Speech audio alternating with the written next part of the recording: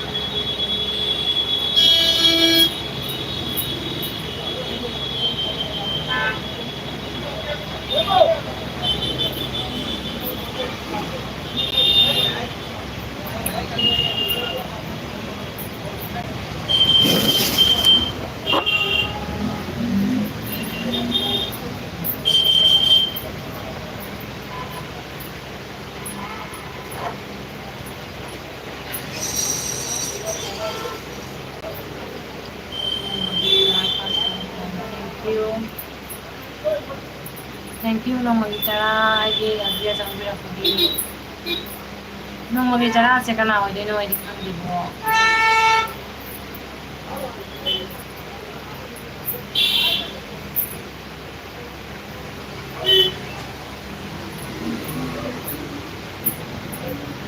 agi makhonje taba phangbra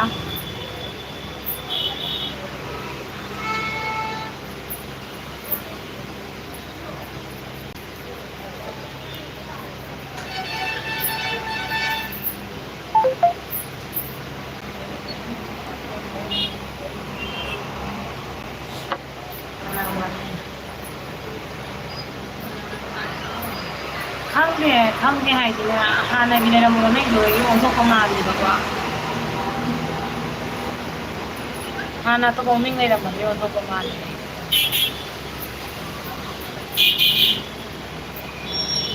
kananam na dengon na ai bale agi account no magi chara ina onso kare hai pa kanti hai ka oi se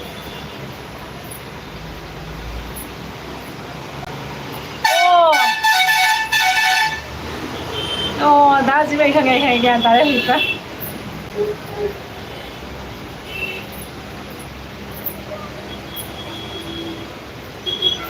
짜짜로 다시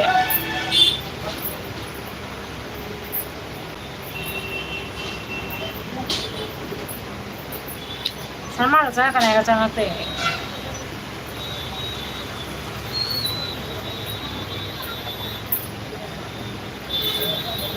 좀 들어가 있는 게 비디오기다 라고라미네 아가 라고라미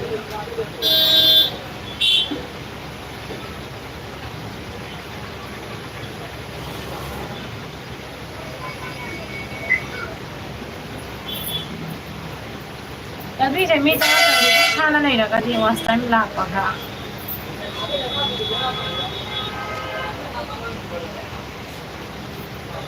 expensive segera sama orang mana ikhane kayam kuliah thapap tawba chahi bhara ka gare thapap to mise hala hat kanu kijai ko ai chilingri wali ko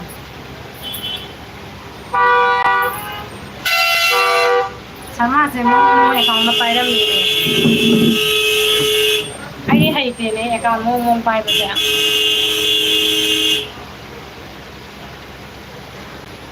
Sharma से बना लो ये नंग तो शर्मा से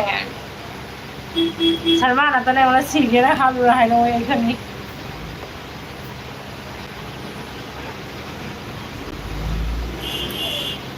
इधर ना था पर इधर इतना कहाँ देखो एक्सपेंसिव तो भी लो आई इबुंग नहीं से ऊपर दारा जी बाबा सोचता नहीं एक बार हाथ के खाई दो I did expensive and kaman namin ni expensive tayo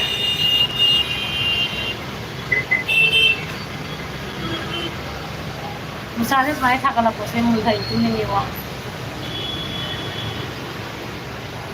onjai smai chale tulai abar sa wali kamai da mo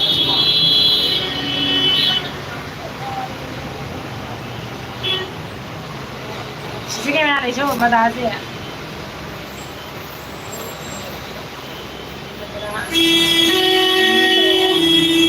ꯆꯤꯟꯅꯤꯡꯉꯤꯅꯤꯅꯦ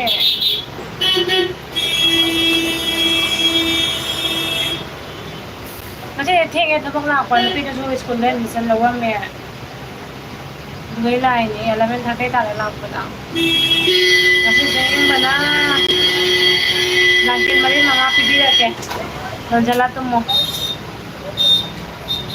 reels ꯉꯥꯏꯍꯥꯛ ꯅꯝꯃꯝꯃꯦ ꯑꯗꯨꯗꯒꯤꯗꯤ ꯇꯟꯗꯅ ꯀꯩꯅꯣ ꯇꯧꯔꯤꯕ ꯑꯩ ꯑꯗꯨꯝ ꯐꯝ ꯂꯩꯔꯤꯅꯦ ꯕꯣꯔꯥ ꯆꯥ ꯉꯔꯥꯡ ꯄꯨꯔꯛꯄ ꯉꯔꯥꯡꯗꯤ ꯆꯥꯕꯤꯗ꯭ꯔꯦ ꯕꯣꯔꯣꯏꯁꯦ ꯆꯥꯕꯁꯦ ꯀꯩꯅꯣ ꯇꯧꯋꯤ ꯃꯄꯨꯛꯇꯤ ꯀꯟꯈꯠꯂꯤ ꯅꯨꯡꯁꯥ ꯆꯥꯕꯁꯦ ꯍꯩ ꯆꯥꯅꯤꯡꯉꯤꯕꯀꯣ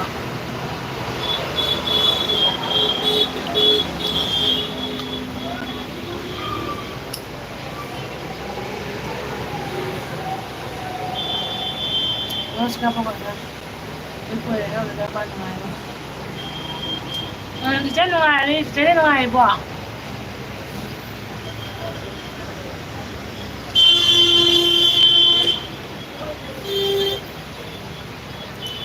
ꯆꯦ ꯔꯣꯅꯣ ꯚꯤꯗꯤꯑꯣ ꯍꯥꯞꯄꯤꯕꯣ ꯃꯣꯔꯣꯏ ꯑꯆꯥꯔꯁꯤ ꯑꯩꯒꯤ ꯐꯦꯚꯣꯔꯥꯏꯠꯅꯦ ꯑꯩ ꯍꯩꯕꯨ ꯑꯣꯏꯔꯗꯤ ꯑꯩꯒꯤ ꯐꯦꯚꯣꯔꯥꯏꯠ ꯑꯁꯤꯟꯕꯁꯦ ꯆꯥꯕ ꯍꯥꯎꯋꯦꯕ ꯁꯤꯅ ꯉꯥꯏꯍꯥꯛ ꯂꯩꯔ ꯄꯨꯛ ꯀꯪꯈꯠꯂꯛꯑꯅꯤ ꯆꯐꯣꯠ ꯄꯨꯔꯛꯀꯗꯕ ꯕꯣꯔꯣꯏ ꯑꯆꯥꯔꯁꯦ ꯃꯌꯥꯝ ꯊꯝꯃꯗꯣꯏꯅꯦ ꯆꯐꯣꯠꯗꯣ ꯄꯨꯔꯛꯇꯕ ꯑꯩꯈꯣꯏ ꯃꯥꯅ ꯕꯣꯔꯣꯏ ꯃꯆꯥ ꯆꯐꯣꯠ ꯃꯆꯥ ꯁꯤꯒꯥꯏꯔꯦꯅ ꯁꯜꯃꯥ ꯑꯇꯩ ꯂꯥꯛꯑꯦ ꯅꯪꯅ ꯅꯍꯥꯟꯃꯨꯛ ꯄꯤꯖꯔꯛꯄ ꯁꯤꯡꯖꯨꯗꯣ ꯑꯝꯇ ꯆꯥꯁꯤꯕ ꯐꯖꯅ ꯄꯦꯟꯅ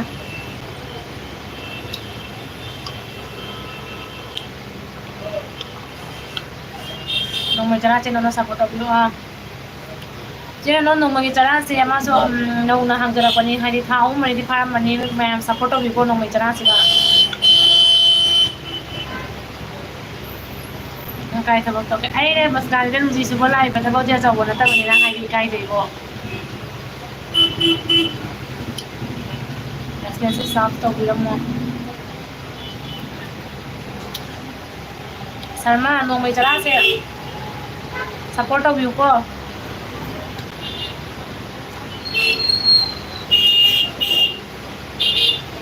ꯖꯣ ꯌꯥꯝ ꯅꯨꯡꯉꯥꯏꯕꯅꯤ ꯃꯥꯏ ꯀꯣꯃꯦꯗꯤ ꯑꯣꯏꯕꯅꯤ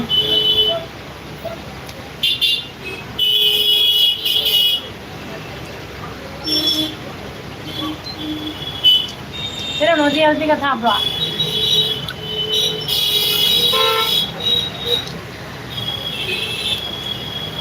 ꯒ꯭ꯔꯨꯞꯄꯤꯒ ꯅꯣꯡꯃꯩ ꯆꯔꯥꯁꯦ ꯑꯩꯒꯤ ꯏꯕꯨꯡꯅꯤ ꯈꯪꯕ꯭ꯔꯥ ꯏꯕꯨꯡꯃꯛꯅꯤ ꯃꯉꯣꯟꯗ ꯁꯞꯄꯣꯔꯠ ꯇꯧꯕꯤꯌꯨ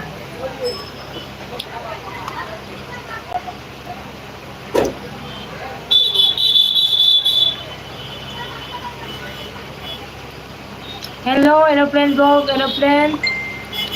ꯑꯦꯔꯣꯄ꯭ꯂꯦꯟ ꯕ꯭ꯔꯣ ꯅꯨꯡꯉꯥꯏꯔꯤꯕꯣ ꯌꯥꯝ ꯅꯨꯡꯁꯤꯌꯦ ꯆꯪꯕꯤꯔꯛꯄꯒꯤꯗꯃꯛ ꯑꯦꯔꯣꯄ꯭ꯂꯦꯟ ꯕ꯭ꯔꯣ ꯅꯣꯡꯃꯒꯤ ꯆꯔꯥꯁꯤꯒꯅꯦ ꯁꯞꯄꯣꯔꯠ ꯇꯧꯕꯤꯌꯨꯀꯣ ꯆꯪꯉꯒ ꯁꯞ ꯇꯧꯕꯤꯔꯝꯃꯨꯀꯣ ꯃꯥꯏ ꯆꯦꯅꯦꯜꯁꯨ ꯌꯥꯝ ꯅꯨꯡꯉꯥꯏꯕꯅꯤ ꯑꯩꯒꯤ ꯏꯕꯨꯡꯅꯤ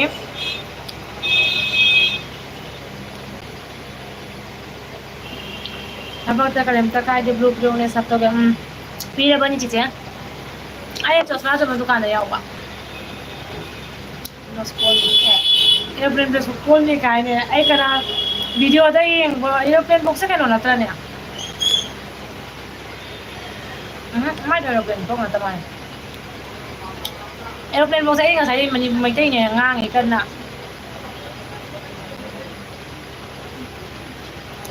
Aeroplane block, I don't know you. I don't have the number for you also, so how I can call you?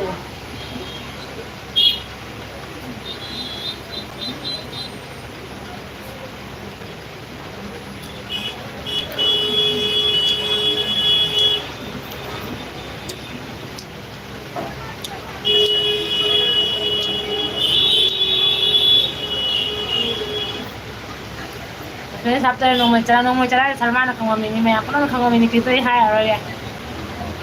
Mahe je secretary le jara suno.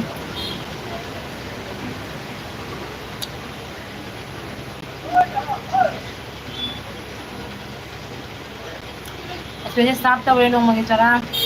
Nong stop para la ise.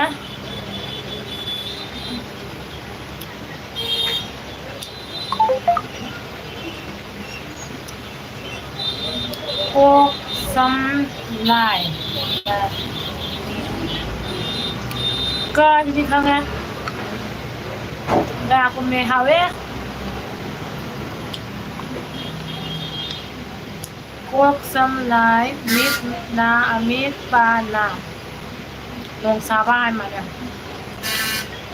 ai phải mang mang kia sang những cái mà mang kia cái nè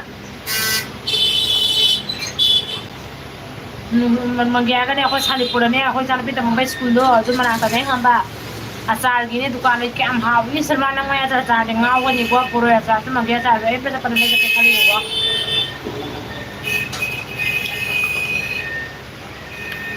yung po pa nila kasi ang nga siya daw nung siban ni gua budis kasi nung sama duty na manipura ka thok ka ba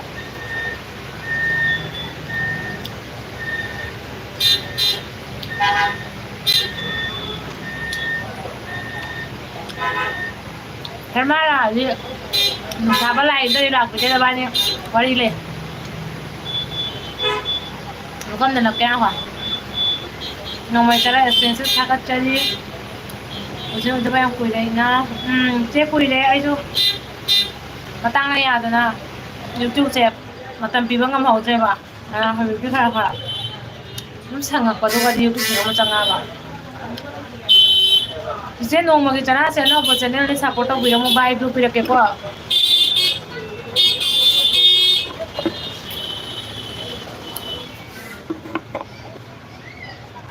expensive I मंगे पानी असंग बनते मो बंदो में लगा चलेगा how वाली दुसो रिक्शा तो भाई ओन बुद्धि दिवा रिक्शा तो बने नाने पैसा पाए आईफोन पाए रिक्शा तो मी में ना मचा मसुद स्कूल का बड़ा दम हन expensive si consider lu to ku ire no singa sare sa dan and connect dan sino no kai le geu ji no mai chara thank you sino no heng alake consider na no low din mo video nam ho te hai handa kin ho handa suna ba chang sang ro ji ai ne ipam na da ga ba sani da ne tha macham phang na taw ya ba ko ano che thadu ko sat padon bazar roi ado hayeng sajibu no pan mas di chalu ga tani hen badra ga ne hen badra ma tan di jum na sanni ba ko no ipam ma ga ji ga di kan lo ning na de se ga di phau go ba phang ja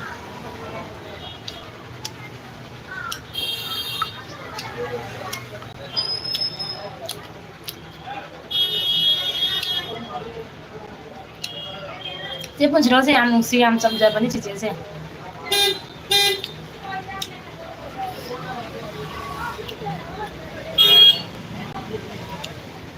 expensive ay na hanala pa din po ay yung sabi daw hi there at hilo nga ng hanala sinam ako na yung sabi sa ba lag na sunod ng lag tapos na ng lore kalau kita na rin kung na rin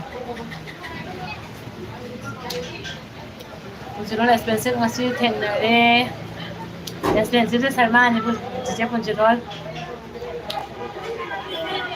no singa ko sa pogi like gan ay arunasal dan lay handak na ka thank you sino nogi ibay do defense lay ro punchirol ay live out to ko ile na ko ele mase aw ni si thank you sino loy bay abu ko nga mga dia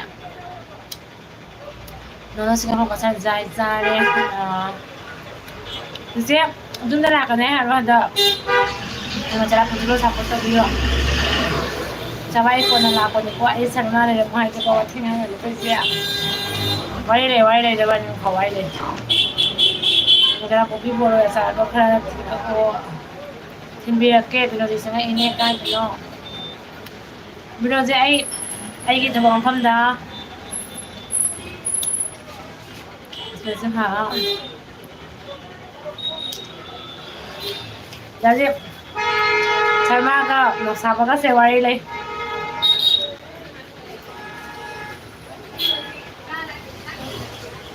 Khoi babo ko nang nalay kaya taklab ni mo lahat na.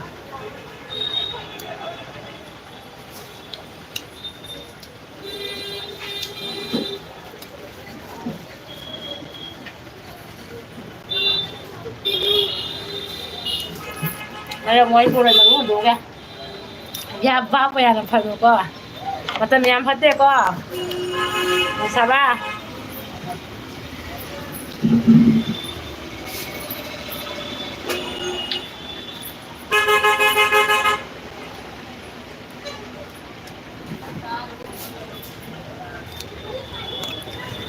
Sumoy ta balo na rin ba?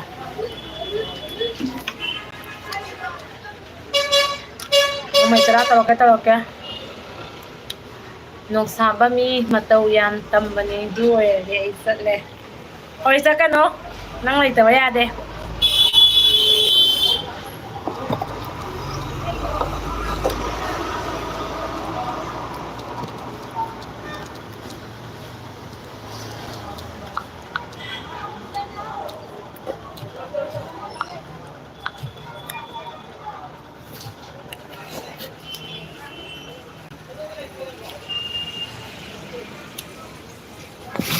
Mai si oi liuwi ba na?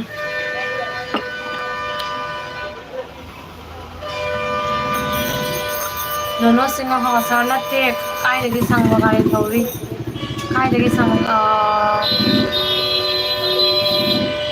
tôiจะไปซับฝั่งไว้มาเท่าไปซาป้ายนะพวกเขาจะไว้มาเท่ากันเนาะเป็นลงซาบ้านนี้กินไลฟ์พยายามจะพังในกันน้ำก็เอ็มให้เจมาเราก็สั่งกันไปเสียงกันให้เยอะเลยจะกระยมบะโอ้ยเนี่ยยังไงบะยังไงดิซาบ้านใช้มาเลยตัวเดียวจะเสียครั้งเดียวเฮ้ยเดี๋ยววันนี้มาแล้วโทรไปจะทำยังไงนี่จะไอ้วันจะเลยเนี่ยโทรไปเจอเนี่ยคณะซัพพอร์ตตัวบ่อยๆง่ายๆจะต้องวิวก็เขาก็จะต้องมาแล้วแบบไปเตะบุยดีอะไรตกสลบมอสิงเขาก็สหายไม่เอากันแล้วก็มีสิ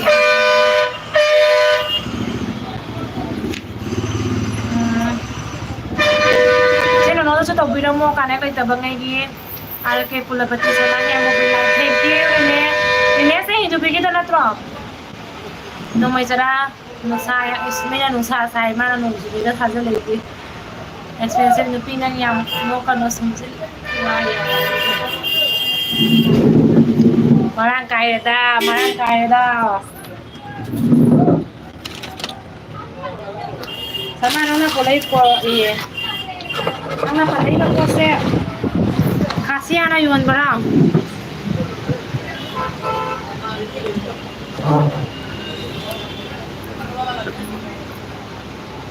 sama na pala po yung da o saba matunta pag po ni kahit ilangan ni po ite eh lang ka no yung wanda di ay pagkasumjadi kaya sa parang ma kung I'd like to thank you kasi yung saba na si Watit na ang kanite जो इससे article बत्ती सना और तो सारे booking का वो आने जंगे नेไอ้ยังมาที่เช็ดท่านี่มาตอนชิกันไลฟ์ทัศน์เกมพยายามจังเรียกเขาลำบากพยายามมันต้องมีทัศน์เกมชิโนเอสเพรสซิสเจเอสเพรสซิสเซเนลไปกันเนี่ยเอสเพรสซิสเจสมาสเตอร์ตัวนี้เราไม่จะรับDia mata thonjune ne thonbi ke ne pura kara pa mi sanglas se haro ko ya pa mi ra ya pa mi ra do sama isi pun sudah punya jadi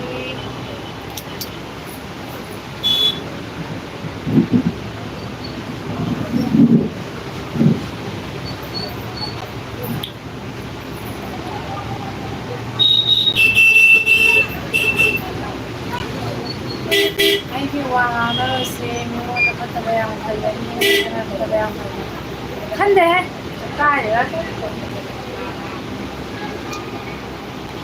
apa kayak kande ate ne shiba ayu kami ne ba ni do nakura na ba kung kaya na sebenarnya meron sama to mo no senel maya punta pa ko yung dari no mabisara ay kurami ne Ji mo ino kailang okay. Hati ko lang isa na po sirol. Hi the way, yana no saba ay standard. Kan ba sa pa mo kandiro, kondo kalo ay na. Kasi signan na sa smart of pa ba. Ang boryate, yawte. Na pa mo da haro bisin na isa ka kay.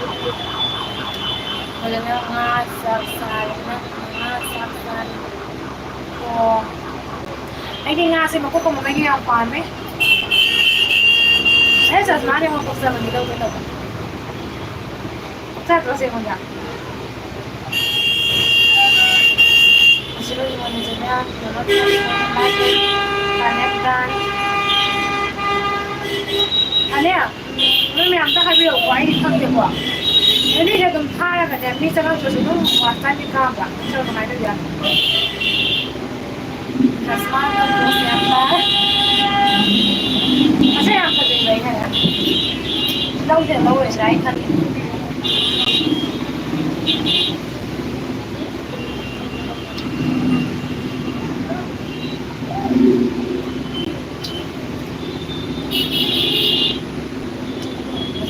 Sama laki departmental habang pwede po may nagsarap na video ya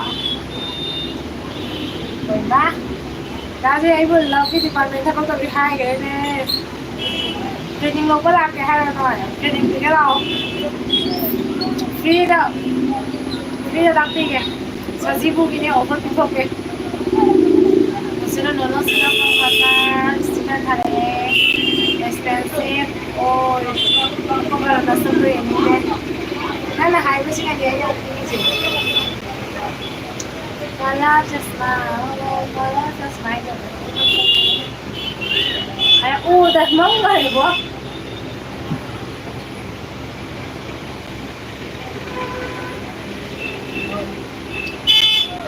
lang na yun paano yung lang na dito mayat ko kasi Mong tao ra chứ cái điều nó hay ra rồi mong tao biết nó yên nó mấy cái đây chơi lâu nó phải là chơi qua mà đặt cái mà này nó làm những sao nó hay cái người yếu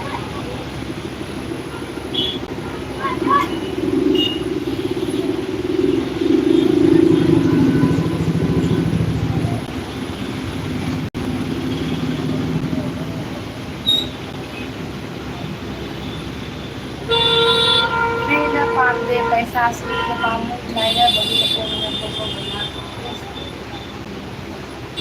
नहीं vitamin फूल काम से free रहता फिर खत को लाओ तो सावा भी दूर दूर चलते ada video mi hulo hidang dia tarang mo kaya kan dia pero di sadar ina se personal jak saksa ni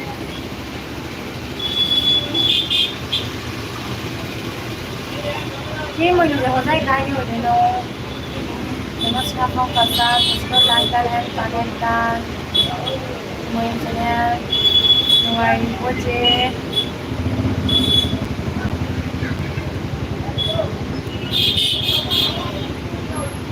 đây daily life việc phát ra cái này là support of group office sau khi mo yung almota chahaw mo ni Oy ay di masama ba yung pan ko almota ko ay san sa kaya ay ko No, thank you. Ay, ano si Mami ang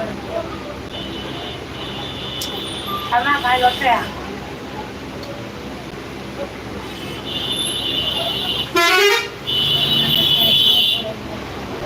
Jalan sini po.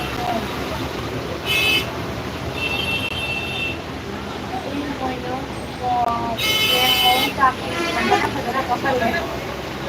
Siguro, no, siya po ka thank you. Ay, din ang po po ba ni Hãy subscribe cho kênh Ghiền Mì Gõ để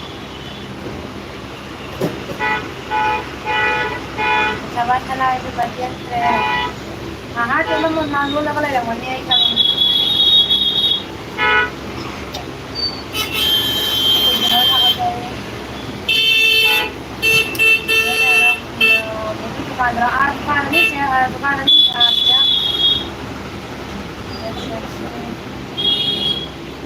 Mong istiga ni ba? Gitar ra sini ko lang haja le ba. Dia kini mo chuang mo yung chuang ay asay daw yun ni kasi.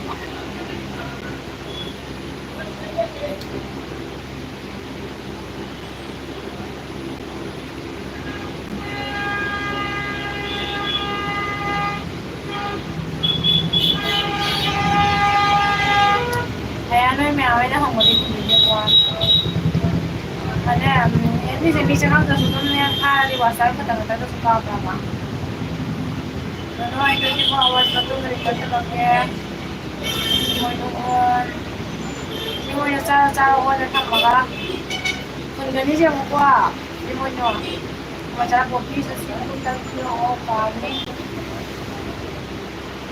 ꯄꯤꯔꯛꯀꯦ ꯑꯇꯥ ꯂꯩꯔ ꯄꯤꯔꯛꯑꯣ ꯊꯥꯎ ꯂꯩꯔ ꯄꯤꯔꯛꯑꯣ ꯑꯩꯅ ꯍꯧꯔ ꯄꯤꯔꯛꯑꯅꯤ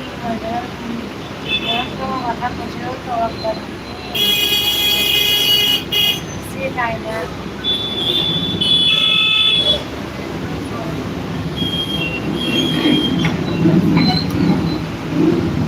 ꯑꯦ ꯅꯨꯡꯁꯥꯕ ꯊꯦꯡꯉꯣ ꯆꯤꯆꯦ ꯀꯧꯏꯅꯦ ꯅꯪ ꯅ ꯏꯆꯤꯟ ꯏꯅꯥꯎ ꯔꯦꯁꯤꯄꯤꯁꯦ ꯃꯥꯡꯍꯜꯂꯒꯦ ꯍꯥꯏꯔꯣ ꯁꯔꯃ ꯍꯤꯡ ꯆꯥꯒꯦꯔꯥ ꯅꯨꯡꯁꯥ ꯁꯥꯕꯅ ꯏꯪꯊꯔꯗꯤ ꯐꯅꯤꯀꯣ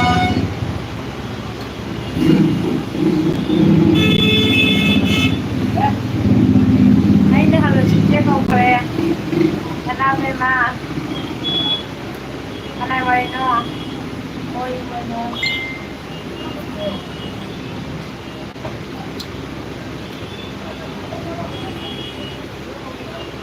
ꯃꯃꯥ ꯄꯩꯔꯕꯣ ꯃꯃꯥꯁꯤꯅ ꯄ꯭ꯔꯁꯥꯗ ꯇꯧꯔꯤꯌꯦ ꯈꯪꯗꯦ ꯀꯃꯥꯏꯅ ꯇꯧꯅꯣ ꯈꯪꯗꯦ ꯇꯧꯔꯝꯃꯦ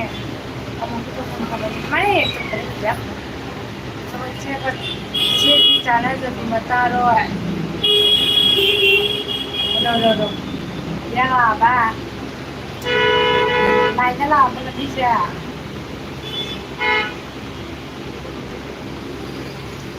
ꯏꯆꯦꯒ ꯆꯥꯟꯅꯖꯕꯤ ꯃꯆꯥꯔꯣꯏ ꯅꯪꯕꯨ ꯌꯦꯡꯕ ꯅꯨꯡꯁꯤ ꯍꯥꯏꯔꯤꯁꯦ ꯁꯛꯄ꯭ꯔꯥ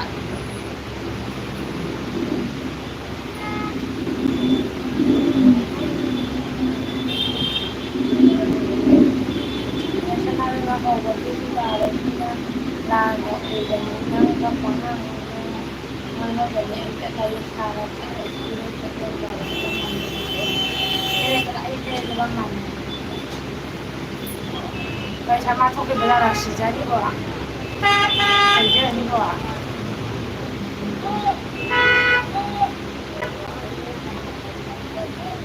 ꯏꯆꯦꯒ ꯆꯥꯟꯅꯕꯤ ꯃꯆꯥꯔꯣꯏ ꯔꯥꯁꯁꯨ ꯂꯩꯕꯀꯣ ꯅꯪꯕꯨ ꯅꯨꯡꯁꯤꯕꯤ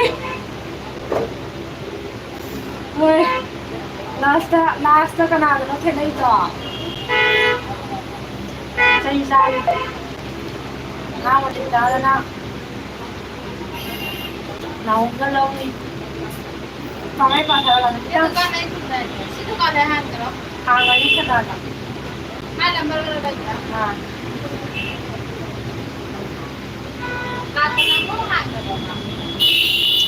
ꯃꯌꯨꯝ ꯀꯟꯅ ꯁꯥꯕ ꯂꯣꯏꯁꯟꯂꯤ ꯅꯪ ꯑꯝꯇ ꯂꯩꯌꯨꯀꯣ ꯑꯩ ꯀꯩꯅꯣ ꯇꯧꯒꯦ ꯅꯧꯅ ꯉꯥꯎꯖꯕꯁꯦ ꯀꯩ ꯀꯥꯟꯅꯩ ꯑꯣꯏꯃꯥ ꯑꯩ ꯑꯦꯜꯕꯤꯗ ꯏꯋꯥꯒ ꯂꯩꯔꯝꯃꯒ ꯁꯤꯔꯦ ꯏꯕꯦꯝꯃ ꯋꯥꯊꯤ ꯋꯥꯔꯦꯝ ꯉꯥꯡꯒꯅꯨꯀꯣ ꯃꯤꯅ ꯇꯥꯕꯗꯁꯨ ꯂꯦꯝꯗꯦꯅ ꯐꯖꯗꯦꯅꯀꯣ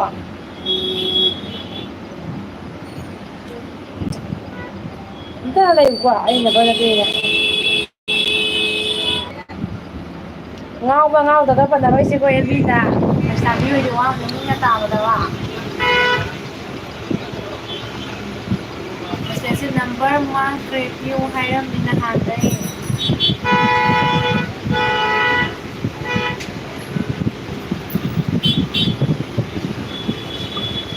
ꯑꯩꯒ ꯃꯥꯒꯗꯤ ꯅꯣꯡꯃꯇꯗꯤ ꯋꯥꯔꯤ ꯁꯥꯟꯅꯈ꯭ꯔꯦꯗꯣ ꯌꯨꯇ꯭ꯌꯨꯕꯀꯤ ꯃꯔꯝꯗ ꯍꯪꯕꯒꯤ ꯑꯗꯨꯗꯩ ꯁꯥꯟꯅꯗ꯭ꯔꯦ ꯑꯗꯨꯗꯩꯗꯤ ꯑꯩꯉꯣꯟꯗꯁꯨ ꯅꯝꯕꯔꯁꯦ ꯌꯥꯎꯔꯝꯗꯦ ꯐꯣꯟ ꯁꯤꯟꯕꯗꯒꯤ ꯅꯆꯦꯗ ꯑꯗꯨꯃꯥꯏꯅ ꯈꯟꯒꯅꯨ ꯄꯥꯞꯄꯨꯅꯤꯀꯣ ꯆꯦꯆꯦ ꯄꯦꯜꯂꯕꯣ ꯄꯨꯟꯁꯤꯗꯣ ꯅꯪ ꯑꯟꯖꯨꯔꯣ ꯉꯁꯤꯗꯩ ꯅꯪꯅ ꯑꯩꯉꯣꯟꯗ ꯉꯥꯡꯕꯗꯣ ꯉꯁꯥꯏꯒꯤ ꯅꯪꯅ ꯑꯩꯉꯣꯟꯗ ꯉꯥꯡꯕꯗꯣ ꯑꯩꯌꯥ ꯎꯜꯇꯥ ꯑꯣꯏ ꯂꯩꯔꯝꯃꯦ ꯑꯩ ꯉꯥꯡꯕꯗꯣ ꯋꯥꯁꯦ ꯉꯥꯡꯕꯗ ꯑꯣꯏ ꯍꯩꯖꯜꯂꯧꯔꯣ ꯋꯥꯁꯦ ꯉꯥꯡꯕꯗ ꯅꯪꯒꯤ ꯋꯥꯈꯜꯗ ꯉꯥꯎꯔꯕꯅꯤꯅ ꯑꯩꯌꯥ ꯅꯨꯡ ꯑꯅꯤ ꯃꯔꯛꯇ ꯌꯦꯔꯨꯝ ꯇꯥꯔꯦ ꯑꯉꯥꯡ ꯃꯆꯥ ꯇꯥꯟꯅꯒꯨꯝꯁꯤ ꯏꯀꯥꯏꯖꯩ ꯃꯤꯅ ꯇꯥꯈ꯭ꯔꯒ ꯃꯅꯨꯡꯗꯗꯤ ꯀꯩꯁꯨꯝ ꯂꯩꯖꯗꯕ ꯑꯗꯣ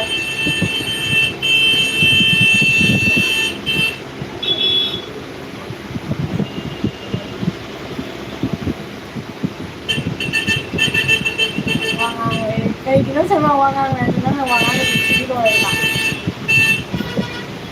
nung magijara kaya na ka ay bu plus oy ba kaya na ay ki live se yang baga nakatawa kaya yaw yun na no ni wala ni hong ba si kaya ay si ka mo ni yan ke puro ba mai sao sao na lang ba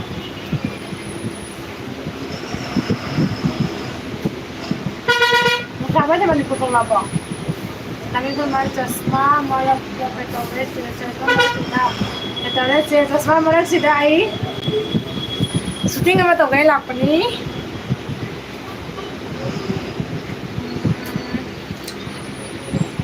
Sanabi, kaya gino lang siya. Nagi video di ay dumuwi pa po. Gino lang siya kaya gino sa pinikagket. Nung mag-isara, lazy. Wala ka lang ang mga nung mag-isara. जैसे दिमाग सही जबान पे इस्तेमाल करो लफ्ज से शब्द के शकल में मत बदल जाए आई नो ये सब रास्ते में मैं नहीं चलती हूँ टाइम भी नहीं है चलने के लिए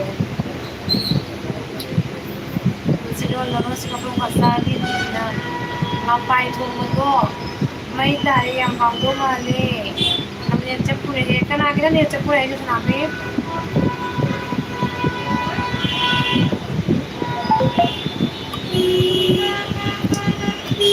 dong lagi jalan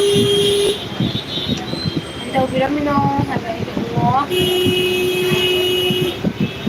tapi nih he cepure aku ini macam jalan live kita kan sih macam itu ada pun dari thang sama Basically, may maraming itlap ko na ano ni Tim siya, maraming itlay ba? Yan siya na skip ito ba? Skip ito daw niya ba? Matam doon sang dumahay tayo, mag-iyaw dahil ito yung bagi. Sanabi ko man nung may sarasi, subscribe to view, nung may sarasi sanabi, sige siya support to view mo, kontra ko lang ito.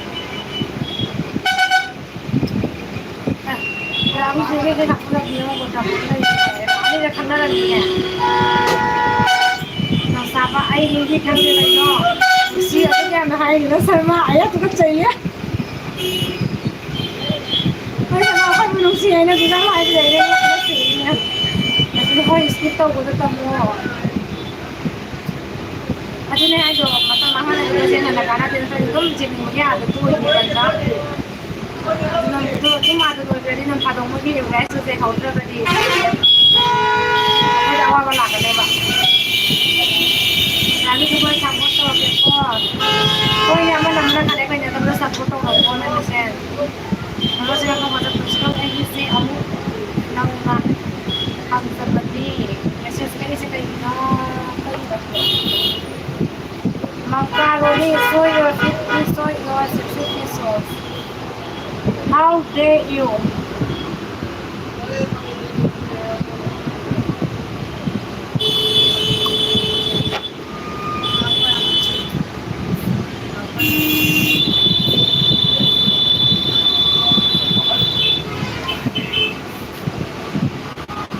Macaroni pieces kind of language please don't use in this life. If you don't want to join my life then you can go get lost. Expensive mark kaya क्या बात है मक्का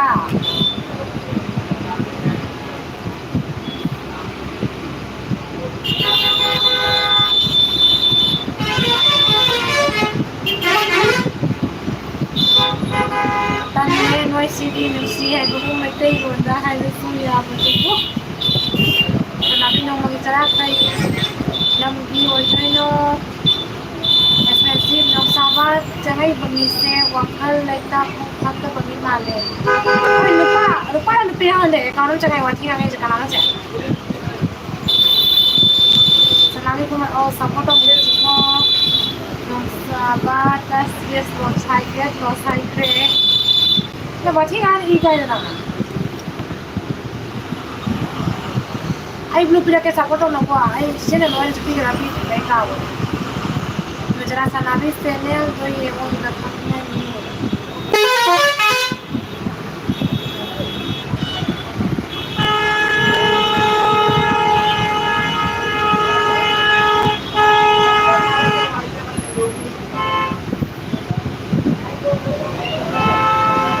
Sabi mo mo imbis na ako tade. Tade naman na. Isay jadi di ba? Sabi dahil ay wala kaya. Ano yung wala. Sabi light down and connect down. Sabi kaya nuna connect ko rin ito ko. Eh, what siya ko kaya. Don't you see what I'm doing now?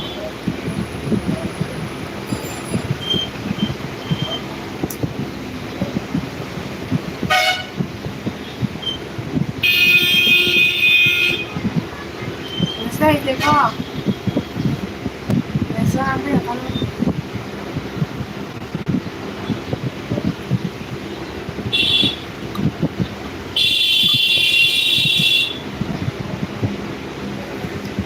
사실은 왠지 미국 나왔을 때 다행히 뉴스에 갑자기 완전히 달리고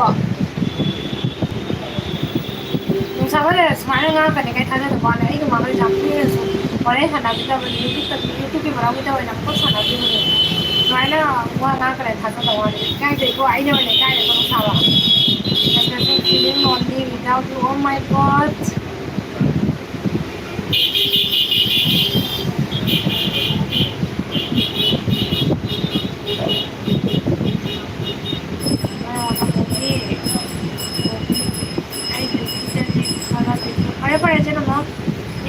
Người sáng ta đời mình hiện giờ ông để có chế thì nó sẽ quay sáng ta là mình qua và có cái mình chế nó hai cái con là xong là chẳng có quá ta nó còn là gì mình chỉ nó là ăn tụ cá chứ cũng là quay tụ cá rồi mất tiền mà cô chỉ là chân chơi đi nó qua mai đi nghe tụ cá đi lấy bạc mà nó bắt ra thì chỉ là này nó cũng vẫn bắt sự cho nên là mà nó bị bạc cái gì hàng cái bài thì là gì cả mình cái là phát đi ra là nó cũng có thể được cái được phần sẽ không bị gì hết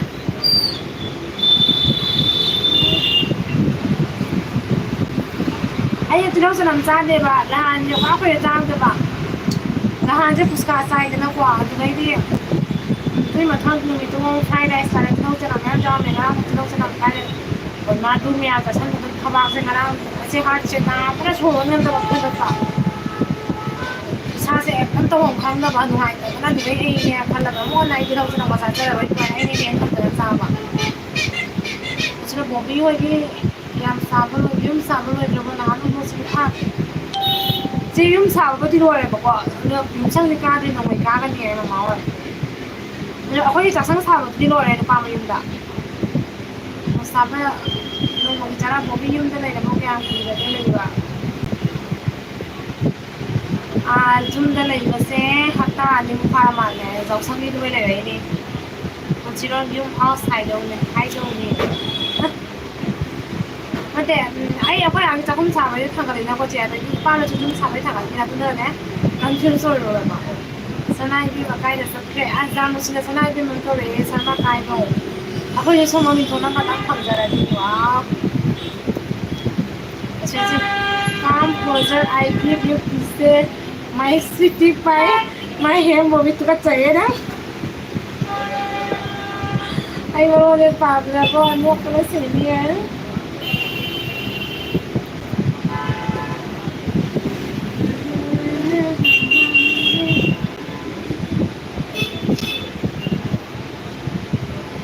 thế rằng taจะยังไงอ่ะนั่งเฉยๆว่าพ่อที่พาก็บอกว่าลงมาที่จะได้สิ่งที่ยังดูอยู่นู่นเนี่ยจะเป็นสิ่งที่ไลฟ์ตัวเองเนี่ยถ้า customer ละก็ดีไลฟ์คุยให้ดูเนาะ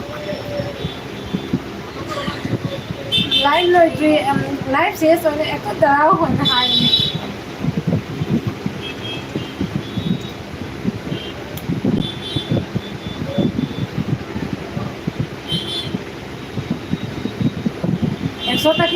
Exo teka taki mal loi bar roi le jao bechi to na ai hai le ami এখন live মাসে দিছি চলে না আমাদের সারা chain ফে yang dia kan le da no sama me to let me be in the middle just be on one side no need to stay for in middle oh base asi ku Bueno, ya después lo que no yo no กันมาแล้วตรงกรอบเป็นสิไอ้สีได้เองผมพี่หัวจิโก้ข้างหัวมาข้างเนี่ยเลยนังไก่กินหอยด่าlumpuh orang desa dalam bidan dan lumpuh orang itu pada pang dalam bidan lumpuh orang desa pada lumpuh orang ini yang kena kerja kita tak berbaik di mana masai dari customer laki ba customer se punya dilate hatta dia kuih se customer se power yang punya nama kerana tahu ni bawa customer se mafia kita kita se dopi ba al power yang apa kelas orang ni semua punya ba lumayan ni bawa jadi sana pun itu kalau apa kita not itu sana ini ba nó mới chua lấy đây còn lấy đây quá gì ồ thì chính là sẽ nhà tại nó mới cho ra giật cái sạp tụi cái đó mô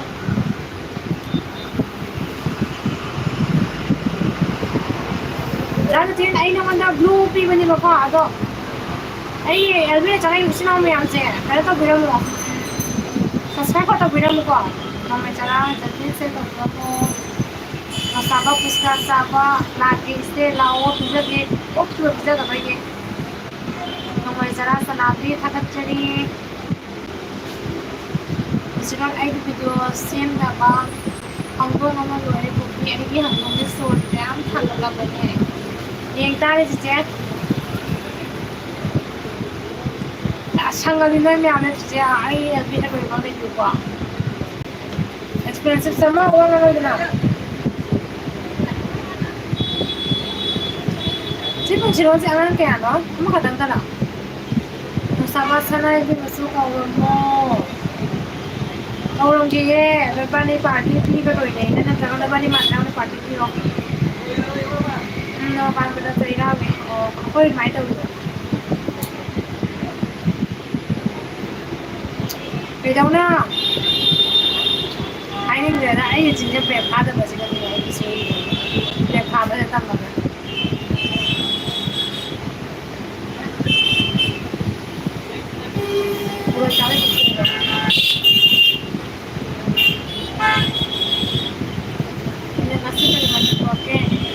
Kira aja kan merah-merah itu kok.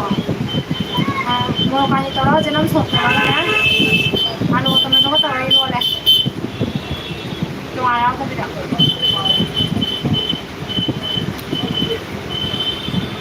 Dah jadi kayak yang sahaja.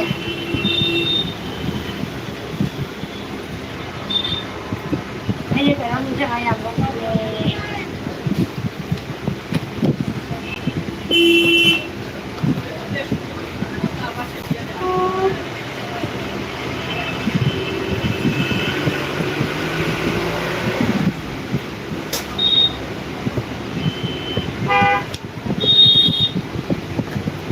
Yang pharmacy bayar yang hang dapat cumi sega beli domba mau boleh beli domba sih hanya gas kayak beli jadi hak yang hak nong lo macam apa karena masalah apa cakap kan as expensive love is so for living is so long and I am right yes Ramananda sedang tekai kan orang baik na tapi ini bas kali dah lagi ba, boleh tapi udah ba. Ayah nong sama sih tapi nang gua yang mana yang sih mana dah lagi kamu dah lagi tu tekai kali cakap dah. Nong sama ni yang kamu dah ba. Mama bicara, aku bicara, aku cari nanti. Dah jadi ni sih ramai mungkin. Semalam dah serang deh sah. Kami yang sambil main naik tak. Jadi di angkat ini adalah kopi Sabah lupa punya Sabah nete. Lupa apa kan jadi kita orang Sabah lupa. Sebenarnya kan ini ayo besar dia buat.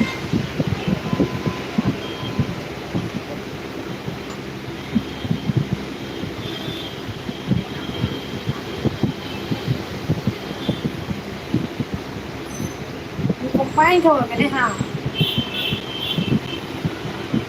Là một cái hay rồi đấy, phải được không? Ok, bye bye.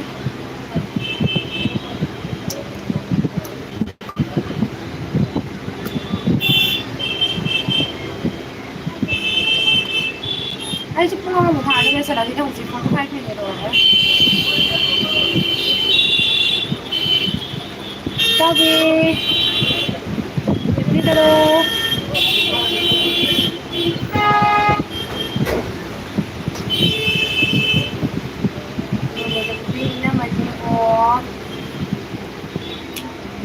Ay, dati walang taon, manay kaluri na marang yate. Layo, danay na masang ka diya.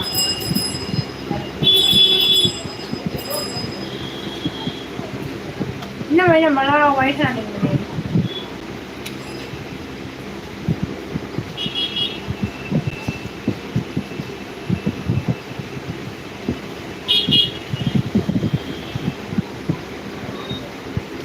Nang live si Dr.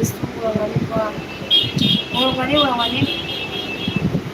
Ito na yung live, kami na pakita sa wati walang wani teka ko.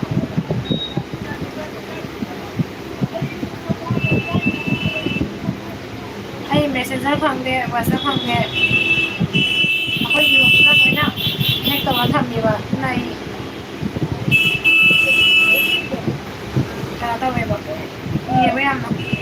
Ako yung payang ihay tayo. Expensive. My heart is give every thing I am thinking of you missing on na 장본 이거 설마 제 이거 answer 비랑 안 되고요. 오비 바이트 어디 보나무 케나시 바이 바이 제 바이 넥슨 파마시 expensive 아이나 누파 판데 누피 파미 아이 누피 누파 할 거래 게 설마 드럭 khawra ju khawra ko man pa ko kai saru ne the pi chong ko na phai de afaba gyan ta man pa re da ma tu pa ne ta ching ni bi sa ko ne pi am pi ko na pha re nok saba yang cycle coffee send me or ai ne ko gi ai ba ta sa ji ko kasi ai na pa pa de pi pa me 아니 야, 얘 저러 비거든. 이또 아니가 어디 손님이 만나 비오 시간은 좀 전에 만 타다 했다 비오 시게 거. 너는 빨리 비오 시간에 가자. 이제 뭐 좋아 많이 먹어.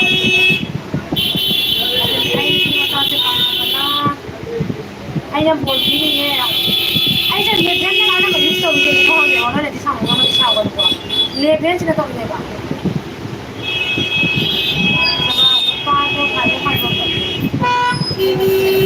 ya cũng thôi cho bạn này nó mình cho WhatsApp number đó anh thì cái mà WhatsApp number đó đã chính là cái number đó hay sẽ anh nó mình cho ra sẽ nó mà đã là chắc ta thằng con mình có quan hệ hàng cái đấy cari pa cái đấy thì anh đã là chỉ mà này không rồi especially mà sẽ hết tay nhau nghe anh là qua mà cái gì ta này nào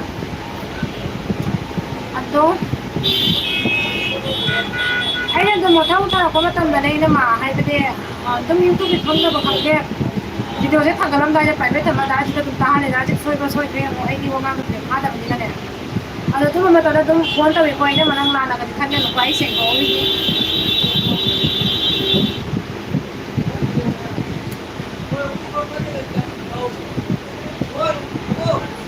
là thì không có làm mà to thì không nó bày đâu làm còn tùy nhưng mà anh thì leo thì tụi phải dẫn lên mà còn ở đây nó là cái trang chỉ là nên tàu của này nó thêm một cái trang để không gây mà xe đây đây là hoa mà một cái này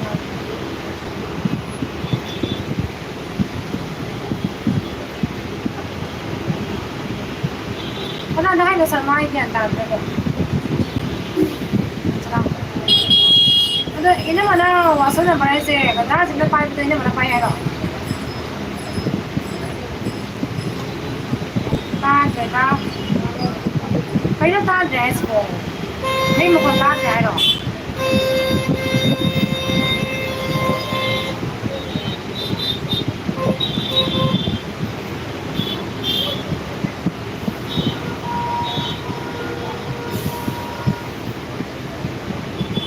sana be mas ani je irane kan rock ning le nge silate na ani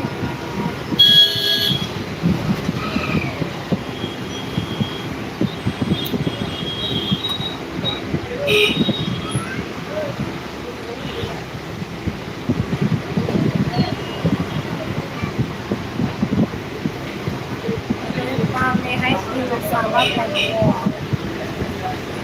เฮ้ยไข่โบน้ำพอแล้วนี่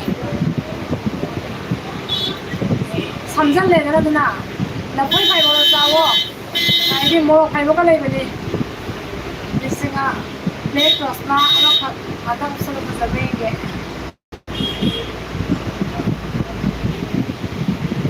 가자라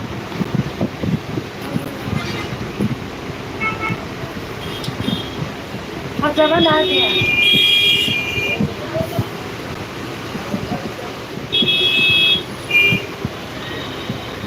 에이 좀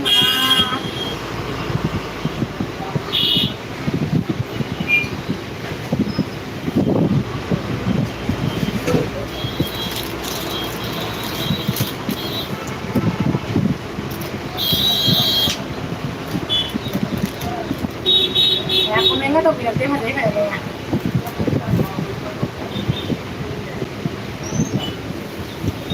Mana ka ni sa sayaw to. Mana ka ni sa sayaw to siya.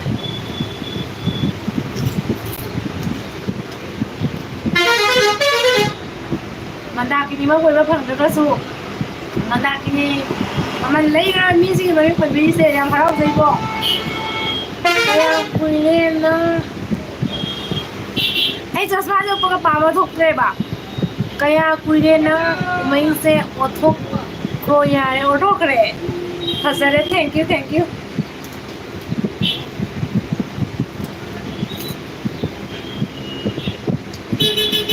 othok ya kamen pap le yang wai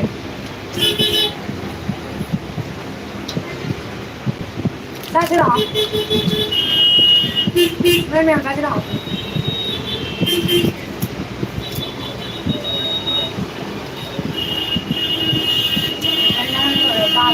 ăn nghe à để nay bên mày nó có đi đường bé không thể có tài không gì à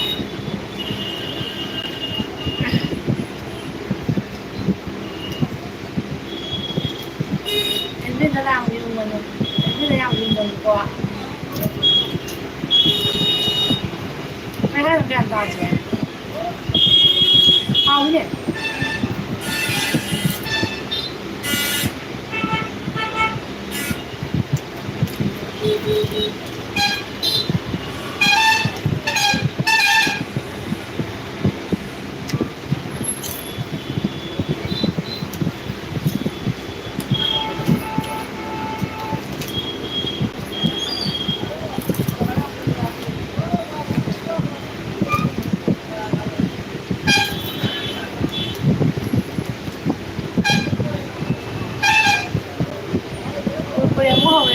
tao mình liệt nhanh được ạ em sẽ xin một sạp à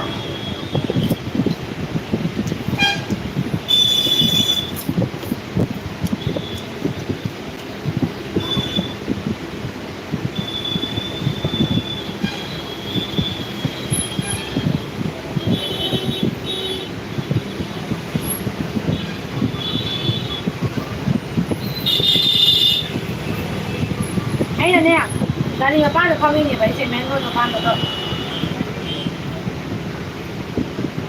Ayan.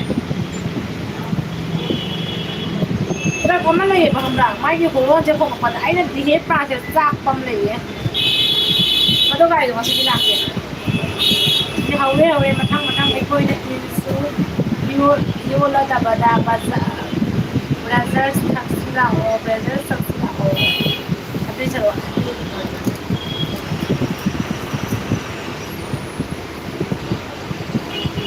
Ayo tawag ya. Ay hana tawag lang tawag niya. Bakit kita na piye? Kalau pada saat dia sudah kaya masih ayah. Dulu lagi masih pulau je ba. Tiada masih. Ayah kita nak lalu dah pada kau angan yang sedih macam mana? Itu kenapa sih mulai dah? Dia masih ikut kuliah kan tu dia. Potato ke kalau masih dah sah ya.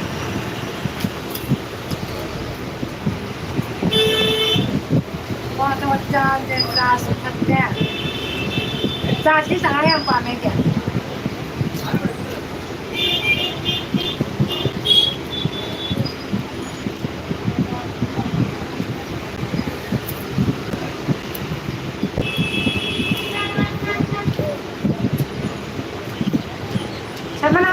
그죠?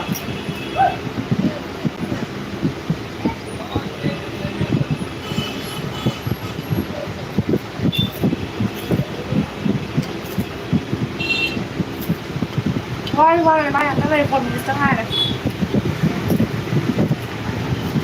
Ấy cho tôi một cái nó ta suốt thế để có cái nhau mà. Để có cái số có sự tăng đôi rồi đã. Một trong số đi thâu anh nhé.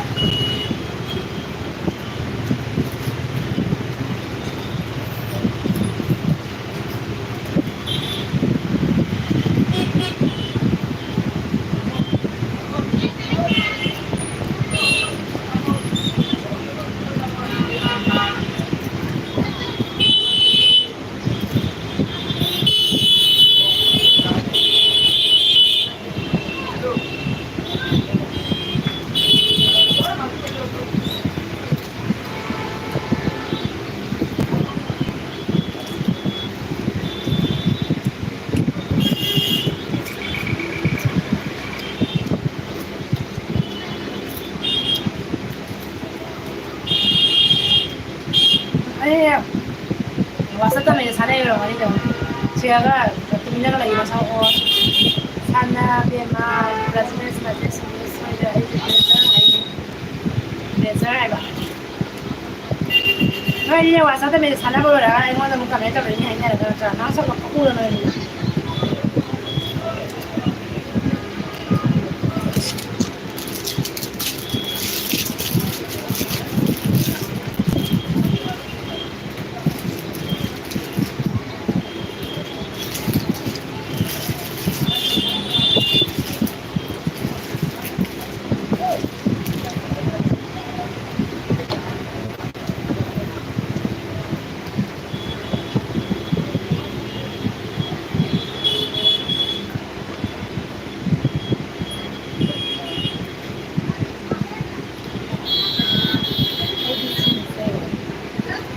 Zawaniko.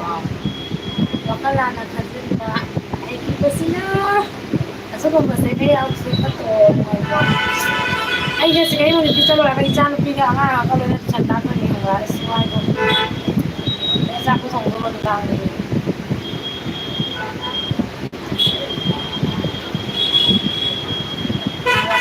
Hindi na may si airline ni ba yung drop. Sama ay matamnya pang wala ta pero sa gera khali ba. Ano ko nagro mo na kamay ya. Ako kita ba ngata ni. Ay kung tara ta kahit ba uli sa mapan makain na so kaya ito ko na tapos ay kani. Ay serious chunche. Tuk phajai rasi nahi ho bachino ka dawoge ne.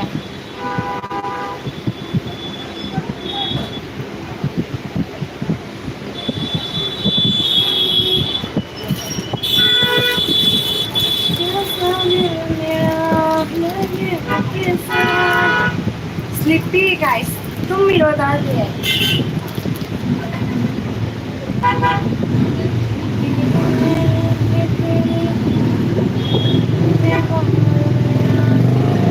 Vậy Sharma ai đâu mình là mẫu người ngon vì cái không đẹp quá. Sabat Sharma tem halun mo mistake to be.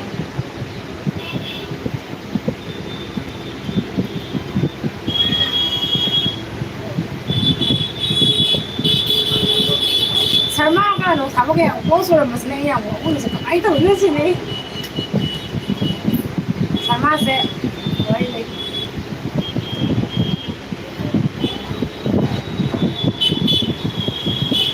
Ini pun masal mare na ko ay din gusto ko.